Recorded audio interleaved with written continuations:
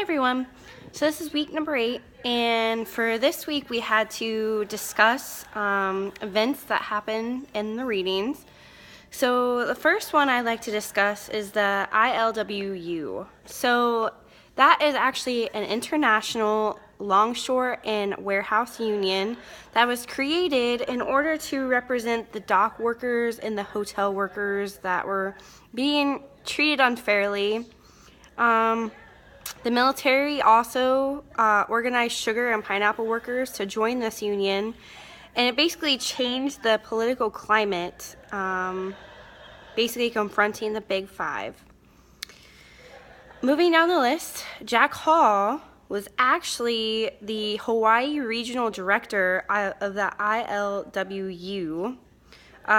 What happened is he brought democratic unionization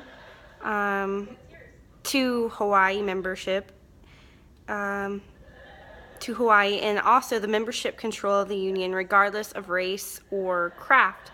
So what he did is, I guess Hawaii back in the day was a very Republican state, very closed-minded, and same person always took over, took charge. Everyone just followed what the leaders were saying. So Jack Hall actually made it more democratic and gave Hawaiians and, the opportunity to speak their mind and to basically vote for whoever they wanted to, on top of, being in a union where you don't have to be scared to lose your job over something like race or your craft of any sorts. Then we have the Smith Act, which is a law that provided a range of benefits. Oh, sorry about that. That was a GI Bill. The Smith Act was the Alien Registration Act of 1940, was what it was called. And the act made it to an offensive to advocate or belong to a group that violently overthrew the government. Back in the day, it was extremely scary stuff. The government doesn't help any. So basically it's saying that you cannot join, I guess, a group that can potentially overthrow the government.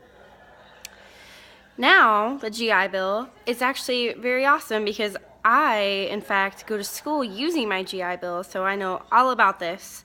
But it's basically a law that was put in place to give veterans a range of benefits they can use. It started back after World War II ended. It's also called the Servicemen's Readjustment Act of 1944. So, like they mentioned in the story, you can go to school for basically free. The government's paying for it because you served your you served the military. Going down the list, it goes to the Communist Red Scare. So this was actually the fear of communism that permeated American politics, culture, society from the late 1940s and 1950s during opening phases of the Cold War. So I guess it got to the point where people are really, really scared of communism and the politics going on, especially with wars going on all over the countries and world. So I guess it basically became a scare on the people because of these wars. And then the last one is the Democratic Revolution of 1954. So this is a non-violent revolution that took place in Hawaii, consisting of general strikes, protests, and other acts of civil disobedience. So like I said before, the Republicans basically ruled Hawaii, and this was the Democrats' way of basically taking a stand to what was not fair to them in the beginning. People were very closed-minded, didn't want to listen to change. Well, Democratic Revolution made this happen to where they are able to listen to change and be a part of something that could benefit everybody.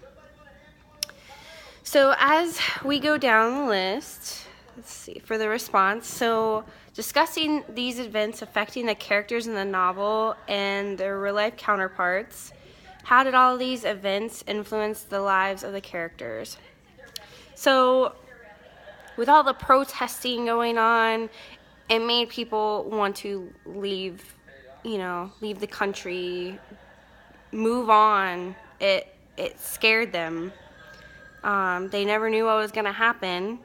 So some of the characters used their GI Bill, went to school, decided to make a trade for themselves and make money to get away from all of the craziness. Unions provided a safer job environment per se, where they felt like they weren't going to lose their jobs simply because the war was going on. And being Japanese, first off, you're already kind of a target because of what happened at Pearl Harbor and everything going on in Japan and all those other countries. So the tensions are very high. You could tell with the characters. They still don't know where, their family members are from the war. There's, army men missing in action. Tensions are high. Money is very scarce, and people are trying to get those jobs steady enough to where they can actually afford to make ends meet for their family. And then lastly, basically why the author wrote it fiction, or why did we gain from the fictionalization of the novel that we wouldn't have if it was nonfiction?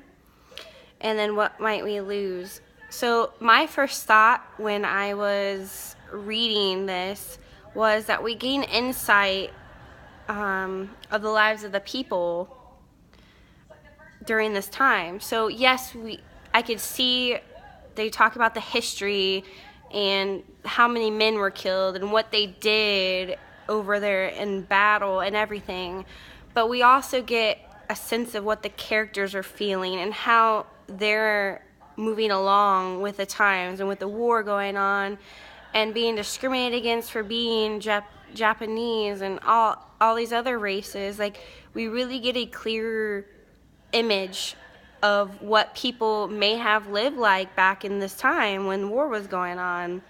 It gives us a different insight than if it was just reading about events that took place. We don't get that extra opinion or thoughts on the war itself and how people struggled. And same with missing family members. You actually get to feel the stress they feel during this time when you don't know where your family members are and you don't know what's going to happen with your job. And it's very, very scary, and I think this is well written to where we can actually feel what's going on in this time.